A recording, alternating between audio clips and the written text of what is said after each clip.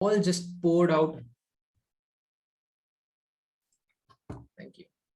So Paul has just poured out his heart to the Corinthians, urging them to trust him and to trust his gospel. Uh, Literally, he has just played his highest card. He has insisted that he is sincere. Like last whole week, it was all about he tried to boast. He was boasting. He was telling the Corinthians that if you want to, you follow me. Don't follow anything else. Follow me because I follow Jesus. And so he has insisted that he is sincere, dependable, loving, and motivated by the gospel, calling them to him as he imitates Christ.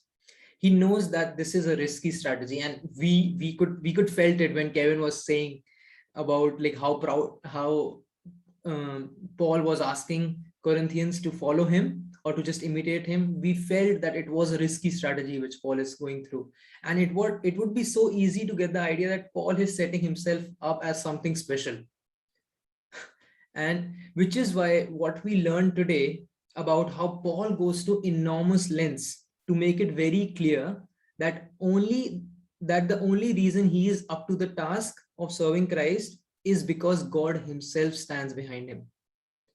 It's never because Paul thinks that he can do it. And so if we want to set ourselves from if we want to set ourselves up to keep pressing and on serving Jesus wholeheartedly for the rest of our lives, then this passage is the ideal place to start. In this section, through Paul, God gives us 3 reasons why we do not need to be ashamed, embarrassed, or crippled by speaking the gospel, regardless of whatever happens. So the very first reason to live, for which I want to tell you, is uh, God speaks through us when we speak the gospel. So just take off all.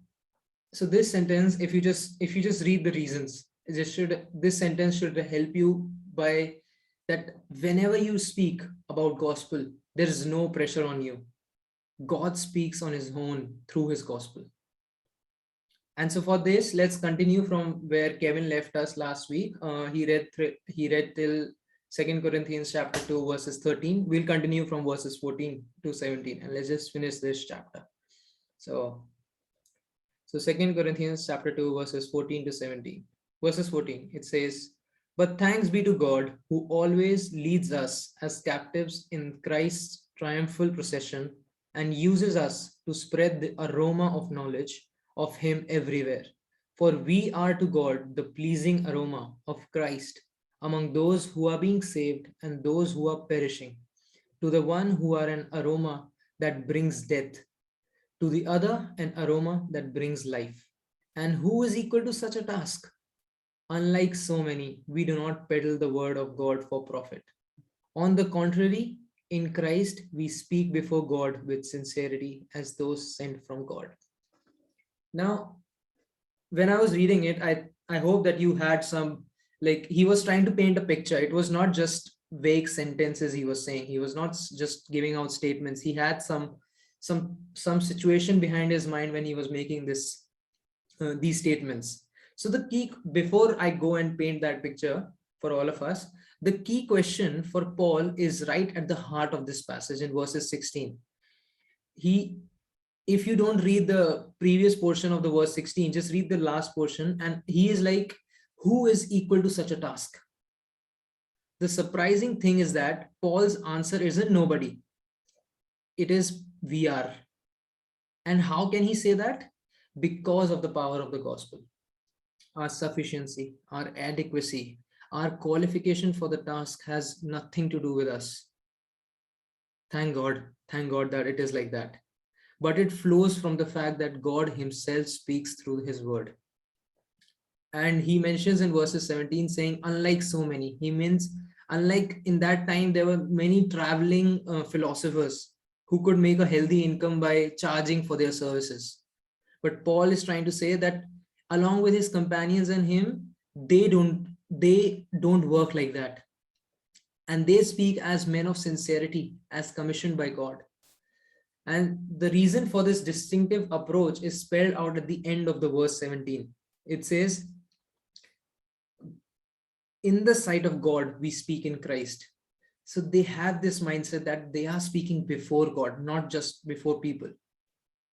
And that's why the first reason, this reason of that God speaks through his gospel to people, that changes everything. He uses us as an instrument, but he does not really need us. He is able to do whatever we say if we are saying the right gospel, and speaking in a way which is marked by the sincerity that comes from knowing we are accountable to God, and by the depth of insight and knowledge that comes to us through our union with Christ. So back to the picture which Paul was trying to paint from that he leads us as captives in Christ's triumphal procession. So little context about this. Bible has mentions of many customs throughout, and many of them are mentioned in the Old Testament, like sacrifices and all kinds of stuff.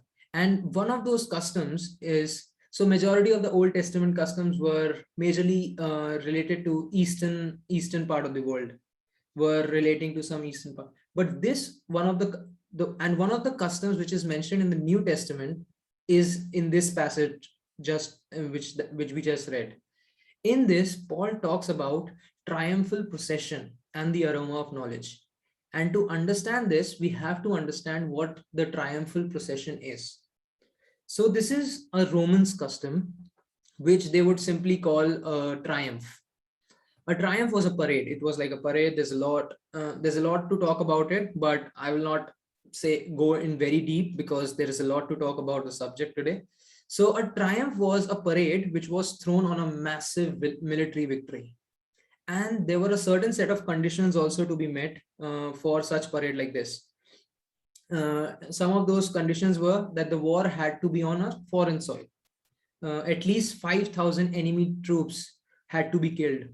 Territory had to be added to the Roman state. The conquering general had to have a certain reputation in the Roman society. It shouldn't be a normal lieutenant who just got lucky at war. And the Roman army could come back from the battle. So these were the conditions. And if those conditions were met, so the Roman Senate would just throw this giant parade, all the people, when the army is coming back, they can see and then they can witness and celebrate the victory. So the parade would come, obviously, if it's a parade, it would come on the very main roads, like the main roads of your cities, like the big roads, the 4 ways or three-way roads. And where all the temples were at that time.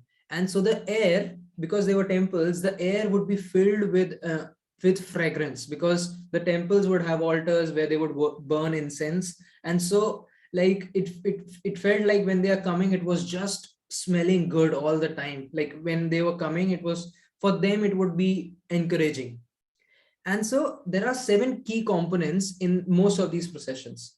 So the first in the parade came a group of carrying the pictures of the great Baal and boards, carrying the names of the conquered cities and nations, as well as some of the plundered riches of those defeated. In the second, like, just imagine it as a row. So the first one was like the people holding boards saying, these are the cities we conquered, these are the nations we conquered, and we are coming back. The second was like the white bulls, which were going to be sacrificed to Jupiter. The third came conquered peoples. So these were the people they grabbed when they won against them, and they were going to be like executed as like one of their happy celebration. In the fourth in the line were the incense bearers, who would just puff, like who would just emit, like using incense, just emit smoke and like fragrance in the air. Then the successful general, the guy who was like leading the army of Romans, would come, who won, he would come at the 5th position. And in the wake of the victorious general came 2 more groups behind him. In the 6th position came those Romans who were rescued, who were maybe captives over the other side, and they were rescued, and so they would be there. And then In the last, the general's own troops would come, like the Roman troops will come. So normally attempts to make sense of this scene seek to identify us with one of those seven groups. So most often, as you read and as you can read in the first verse, it says, "Lead us as captives." So now it gives us an impression that we are the prisoners in this seven components. But there is, however, a slight problem with that. The captives in this procession were generally about to be executed by the one whom the parade was honoring, which would be very unusual, not to say depressing, picture of Christian discipleship. And so, how can we make sense of this? The key actually lies in the group of the people which are left very much overlooked. It's the incense bearers, who for Paul are the most important group of all. Now look again at what Paul actually writes as he gives thanks to God. He says, "Who in Christ always leads us in triumphal procession," in verses 14. Now Christ is identified with God the Father as the triumphator, like he's the guy who won, the victorious general. Then we are clearly identified as the incense bearers, right? It makes sense for us to be on the winning side rather than on being on the losing side. And so, as through us, he spreads the fragrance of knowledge of him everywhere. It is our role to spread the knowledge of God in Christ, which for Paul always happens through the proclamation of gospel.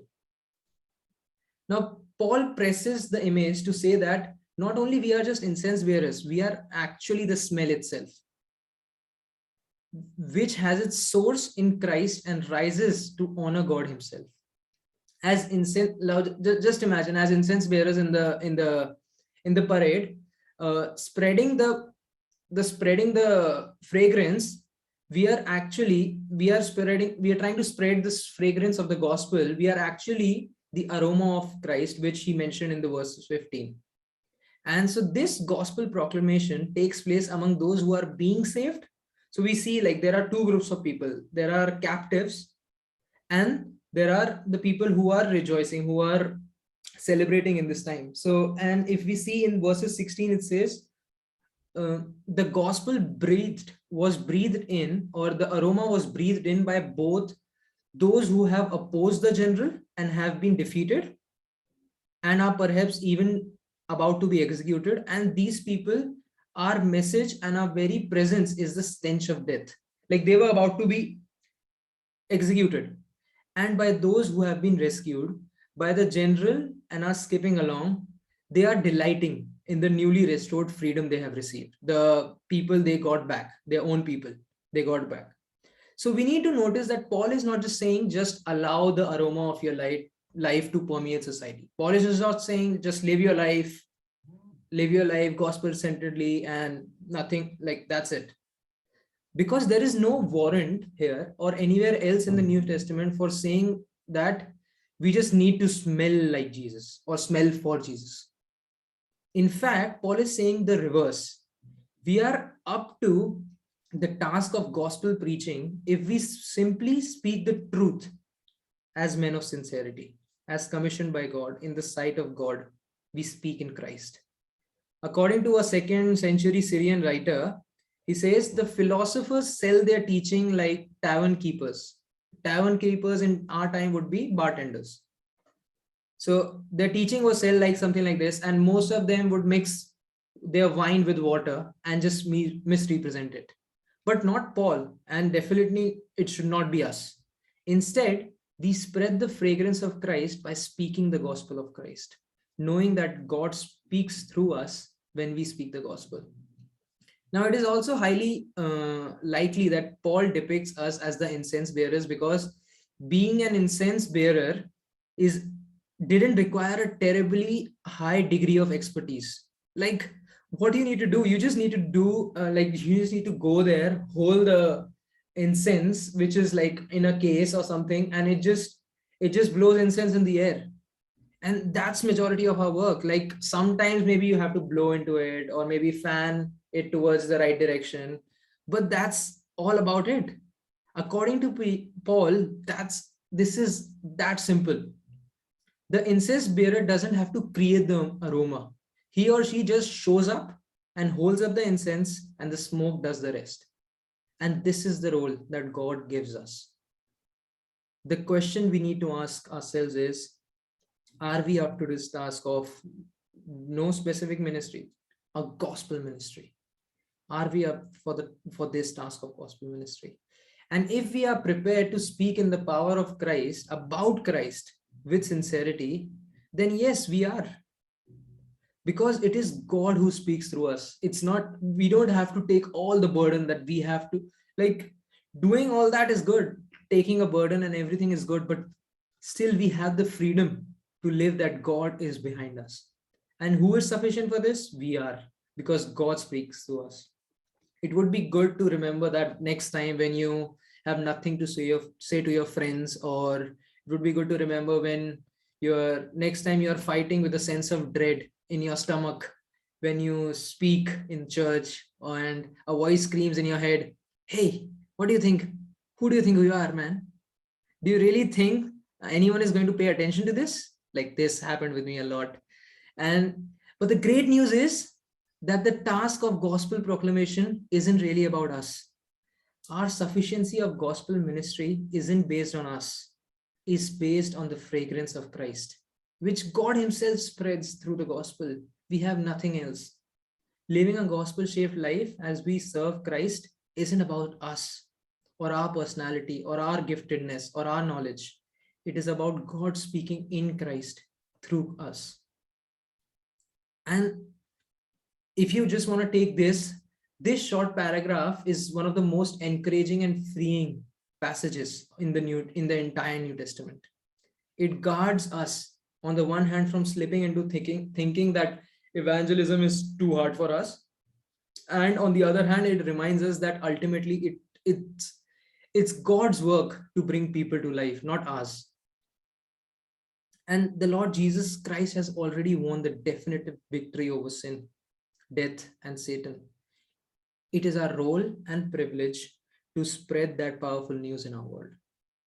As God works in salvation and judgment, that's the first reason we can forget about ourselves and get on with serving Christ. Now, reason 2 is God changes people through gospel. It's not through us. It's not through the amount of time you spend. It's not through what you sow into them. It is through all these also, but it is not because of those. It is because the gospel is at work behind the scenes. And so for this, we'll do our readings we'll start the next chapter, 2 Corinthians chapter 3, verses 1 to 11. So let's read verses 1 to 11. It says, and Paul is just writing a letter again to this Corinthian church, and he says, are we beginning to commend ourselves again? Or do we need like he's talking of, so you need to notice all this ways of he's trying to talk. He's talking about himself. Are we beginning to commend ourselves again? Like, because of all this, Paul is saying, do you think I'm like commending myself? So, or do we need like some people, letters of recommendation to you or from you? You yourselves are our letter, he says, written on our hearts, known and read by everyone. You show that you are a letter from Christ, the result of our ministry, written not with ink, but the Spirit of the living God.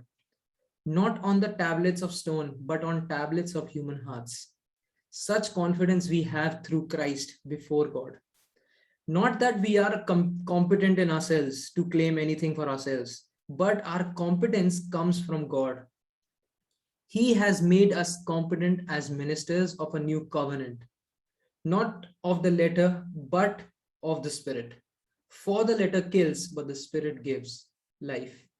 Now, if the ministry that brought death, he's trying to go back and relate something in the Old Testament this time. So we'll discover about that also, which was engraved in letters on stone, came with glory, so that the Israelites could not look steadily at the face of Moses because of its glory, transitory though it was. Will not the ministry of the Spirit be even more glorious? If the ministry that brought condemnation was glorious, how much more glorious is the ministry that brings righteousness? For what was glorious has no glory now in comparison with the surpassing glory. And if what was the transitory came with glory, how much greater is the glory of that which lasts?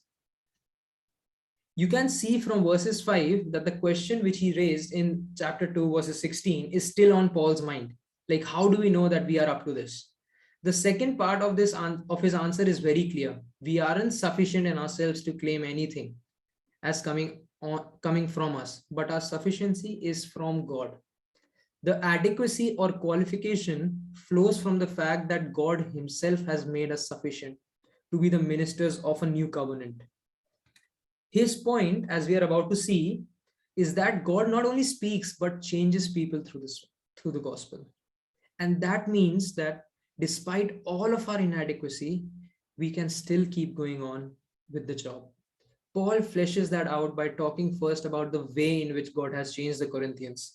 So this section opens up in verses 1 with what it actually is taken as a rhetorical question, expecting the answer to be no, because he's like, are we trying to commend ourselves again? On the assumption that commending ourselves is always bad. But it is highly probable that Paul is saying something slightly different. In his letters, and perhaps here in the Second Corinthians, above all the letters, Paul has a highly nuanced attitude to self-commendation. As we have already seen, Paul has no problem in defending himself, backing himself, and even boasting when it is clear that his boasting flows from God, has done in us and for us through the Lord Jesus. So boasting is fine when it is boasting about Christ. It's not fine when you're boasting about yourself. But Paul, he is boasting about himself on a confidence which God has given him. And he talks about letters of recommendation. And so self-defense is also fine when it is really standing for the gospel. For Paul, even self-commendation is okay. Even it is based on the fact that God himself has commissioned us. It's useful to know that in the first century, self-commendation was entirely appropriate when trying to sort out a relational issue. The final piece of evidence is that the grammar of the sentence, is most naturally read as a question expecting the answer yes, which gives verse 1 the sense of, am I commending myself? He's like, you bet I am. I suspect that as he writes this, Paul feels pretty much like every Christian who ever has to write a CV or a resume. He's like, it's a weird experience. Here is everything what I have achieved. Here is how fantastic I am, but please give me this job because I am humble, servant-hearted, and completely dependent on Christ for my sufficiency. But Paul has deliberately adopted this approach, commending himself because he's a servant of Christ. And he knows that the Corinthians really need to believe him and stick with him. As he points them to Christ in the gospel, he would really much rather simply point straight to what God has done in the vindication of his ministry in the Corinthians himself. Because he knows that God changes people through the gospel, but desperate times call for desperate measures. So he says, yes, I am commending myself. Or would you like me to add some letters of recommendation to you? Or maybe from you? He says that because Corinthians themselves have changed. That they themselves are the only credentials that he needs right now. Paul knows that people matter to God and people matter to him. That's why he described God as having inscribed this letter of recommendation on his heart and on those of his team. It's a graphic picture. And it's a striking reminder that authentic ministry is about people. The lasting fruit of our lives will be people, guys. People from people whom God has changed through the gospel, spoken by us and our brothers and sisters. For Paul, which included the Corinthians, even with all the grief that they caused him, he describes them in verses 3 as a letter from Christ delivered by us, written not with ink, but with the Spirit of the living God. Christ wrote the letter and Paul got to deliver it. To be strictly accurate, Paul could have said that God wrote on the Corinthians' heart through the gospel which Paul delivered. But you get the point. Paul also highlights that what God has done in them through his preaching far outstrips even the definitive moment in the history of the nation of Israel at Mount Sinai. Not on tablets of stone, but on tablets of human hearts. An idea which he will develop over the next few chapters also. So for Paul, the primary reason why the Corinthians should continue to listen to him and submit to the gospel is because God used his word, proclaimed through Paul, a flawed messenger, to bring people in Corinth and the church itself. Paul only has an authority because God himself has devolved this authority to him. It is God who changes people through the gospel, and he does the heavy lifting. He makes the difference. And you in your lives must have realized there must have been people who have given you the right scriptures at the right time, pointed you to the right portions of the Bible at the right time, gave you some wisdom from the gospel or the Bible when you were in difficult situation. But it was the scriptures that made the change, not those people. It was not their advice which made the change. It was the gospel. It was the reality which you saw in the gospel. And so he makes the difference. That takes all the pressure off from us and also refocuses us on people, because we have to be just present, even if those people are making life difficult for us. Think for a moment about those people with whom you have shared your life and the gospel over the years. Thank God for those whom God has changed and is enabling to keep going. Then pause for a second and think, who am I investing in right now? It's important to ensure that we are regularly asking God to change people through the gospel as we speak to them in the months and the years ahead. All this matters because it really is all about people whom God changes through the gospel. Now the later portion of this passage from verses 5 to 11, he talks about the ministry that God has given us. It's because God changes people. Paul can write in verses 4 saying, such is the confidence that we have through Christ towards us. Christ has called Paul, sent Paul, and enabled Paul, and because of Christ, Paul can be confident of God's approval. It is God who underwrites everything. He does, which brings Paul to the subject of our sufficiency in verses 5 and 6. The word sufficiency and adequacy is central to Paul's argument in these opening chapters of 2 Corinthians. For Paul, our qualification as God's co-workers is based entirely on God himself. See, you might have a great skill at singing, but maybe there's no need. Like currently, we are just using pre-recorded worship. And you might have a great skill, for something, but maybe you are somewhere else. You are just setting up chairs, or you are just changing spotlight and doing all this. So there is nothing to trust in or about ourselves. But God has done all that it takes and more to make us sufficient. And what has he done? Verses 6 unlocks everything that Paul says in the rest of this chapter. His basic point is that our adequacy comes from the fact that God has equipped and appointed us. That's it. Ministers of a new covenant. That is a covenant under which God actually changes people. The contrast, now see, there is a contrast which Paul is referring to. He's working with a relatively simple one. God worked through Moses back on Mount Sinai, and that was great. But now God has, through Christ, made us sufficient to be ministers of a new covenant. New covenant ministry is from, by, and with the Spirit, rather than with the letter. It brings life rather than death. Paul isn't writing a theological treatise on the role of the law versus the role of the Spirit here. He's addressing the question of how we can have a realistic view of ourselves and yet get on with the ministry without being crippled with doubt or guilt. And his answer, we can get on with it because God has given us a new covenant ministry, which is centered on the fact that God speaks through the message of Jesus Christ, Christ's death and resurrection to bring people to new life. In verses 7 and they are like verses 7 and 8 are a classic from the lesser to the greater argument. Moses' ministry on Sinai was pretty impressive with smoke and fire and earthquakes and shifting things like parting the seas. And Moses' ministry was great.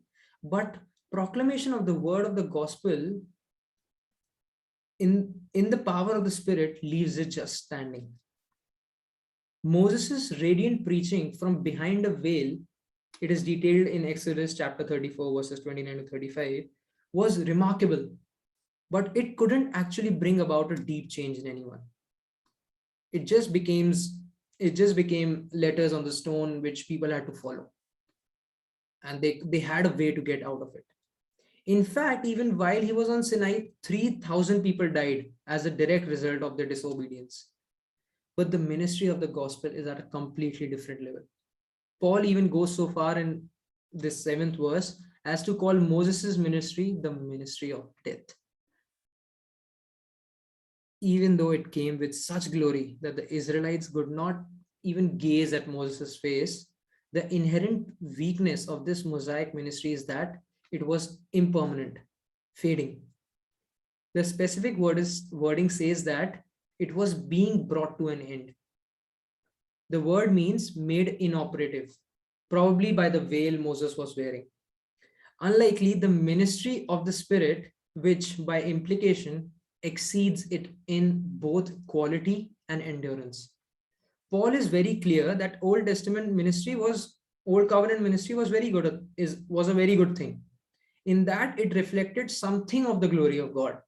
But New Covenant ministry brings righteousness, real time, actual God honoring moral righteousness. Our ministry brings real change. It so far outstrips Old Covenant ministry that Paul can say in verses 10 and 11, he says, indeed, in this case, what once had glory, probably referring to Moses, has come to have no glory at all because of the glory that surpasses it. For if what was, maybe Paul's shining face, came with glory, much more will that is permanent, what is permanent have glory. Now, one light bulb on its own looks bright, but set beside a stadium floodlights, it is completely overwhelmed. And such is the difference between what happened on the Sinai and the ministry which God has given to us. That's the difference. So Paul says that we can hold our heads up and get on with gospel ministry because God himself has given us a ministry which is mind-blowingly superior even to those of Moses. Our ministry is wider, deeper, and more effective than that of, it changes people permanently. It just not gives them rules to follow. And all that happens through the gospel. And this is how he works. This is the new covenant ministry to which God has called us. And this is the second reason why we can set ourselves up to keep serving Jesus for the rest of our lives. Not only God speak through us when we speak the gospel, but he changes people through the gospel. And the third reason to keep going, you can see that in verses 11 to 18, it is because God reveals his glory through the gospel. So let's read verses. So God reveals his glory through the gospel. So let's read verses 12 to 18. Therefore, since we have such a hope, we are very bold.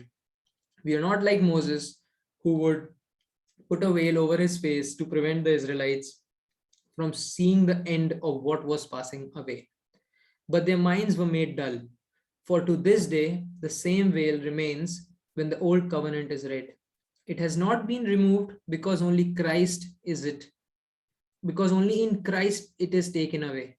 Even to this day, when Moses is read, a veil covers their hearts. But whenever anyone turns to the Lord, the veil is taken away. Now the Lord is the Spirit.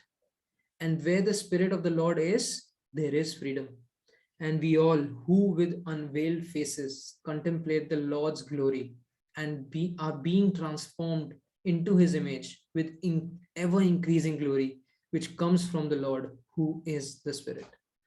So, how do we know that we are up for this long term ministry, for this long haul ministry? How do we know that? Paul explains in verses 12 says, since we have such a hope, that it's a never ending ministry, it's a really life changing ministry. That is why he says we are very bold, because we have this hope, the solid hope that God has changed us, because he has seen that in himself. If anyone knows Paul, they know what Paul was before and what he is now. And even for our own lives, if I'm asking everyone, or if it is an impression that I'm asking everyone to live the life of gospel, we know that how God has changed us.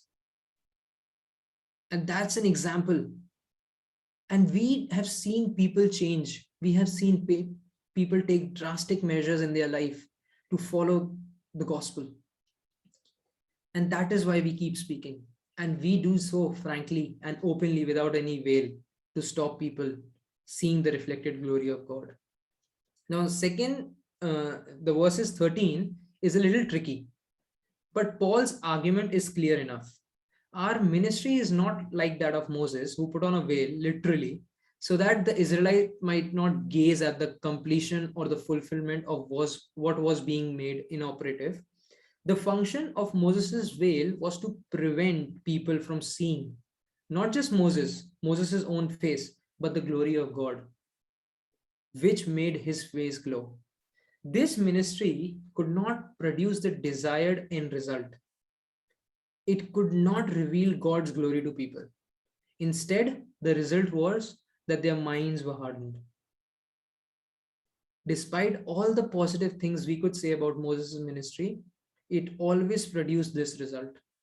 We saw people dying, people ignoring the gift of manna. Like, even though God freed them, they wanted to go back. Like, God did great things at that time using Moses, but even then it was not the end product. And we know why it was not, because Jesus was the end. Jesus was the place where God wanted to show his glory full on. And so God being glorified as many people were changed and came to enjoy the immediate experience of the glory of God. They got nothing. In fact, in the end, it just hardened people. The remarkable thing is that even today, this is what plays out when the Old Testament is read without reference to Jesus. We have to read the Old Testament with reference to Jesus. The veil of blindness to the glory of God is still in place because only through Christ it is taken away. Paul even repeats his point to make sure the Corinthians have a grasp of this.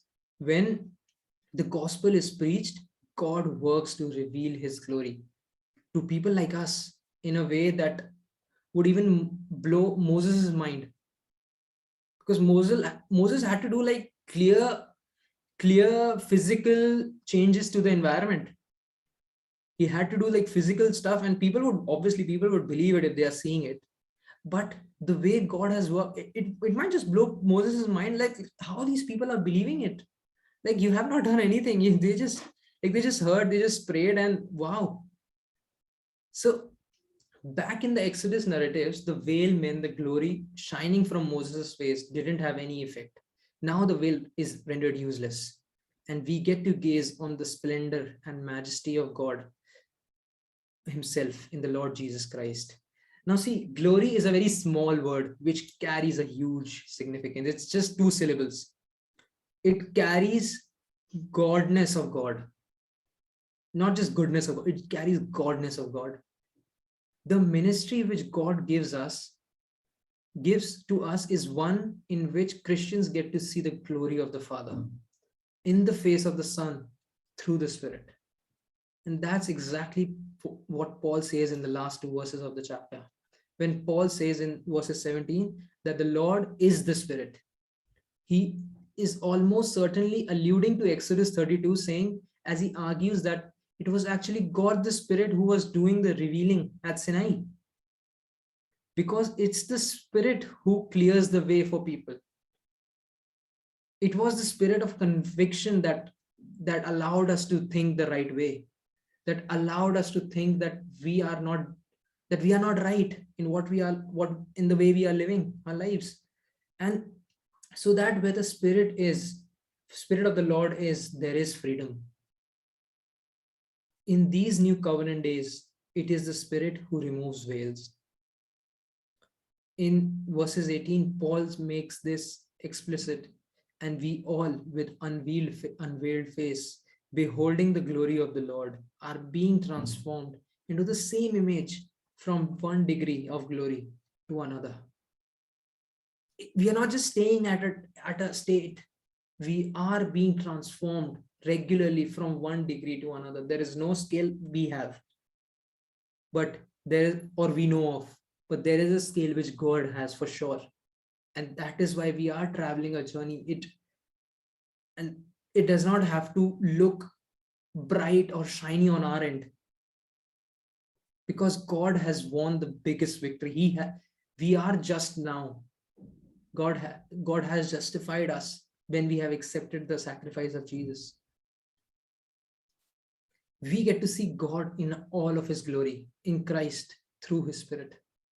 When what Paul says here about our ministry is staggering. First, God reveals his glory in Christ through the gospel. When Christ is preached, God works by the Spirit to show people how stunningly, gloriously beautiful Christ is. We should keep going, because the ministry which God has given us reveals the glory of God in the face of Christ. And there is no greater beauty, no greater privilege, no greater experience for human beings than this. Thomas Goodwin, the English Puritan, once wrote these words. He says, "Is Christ so glorious? What will heaven be but the seeing of the glory of Christ?" Like, what will heaven be? Will it just be seeing the glory of Christ? If God had created worlds of glorious creatures, they could have never expressed the glory of his Son, wherein lies that great communion of the glory that shall be in heaven. It is in seeing the glory of Christ, who is the image of an invisible God, that is worshipped. It is therefore the seeing of Christ that makes heaven. Wherefore one said, if I were cast into any hole and I could still see from a little bit hole just Christ always, it would be heaven enough.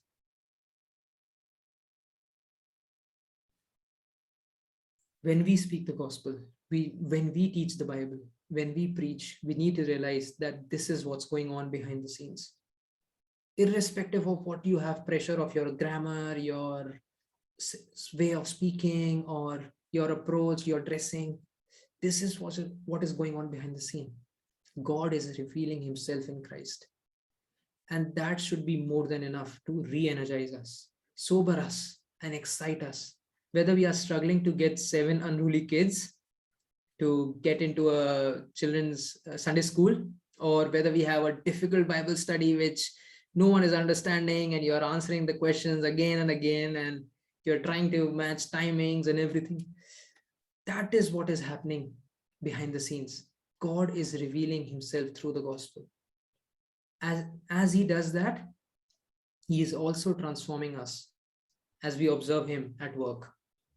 We are transformed when we see people coming to Jesus and taking steps of faith, and just it does not just make us happy.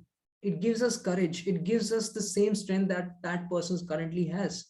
And according to Paul, as we gaze at Christ, we become like him, until the day when we shall be like him and shall see him as he is.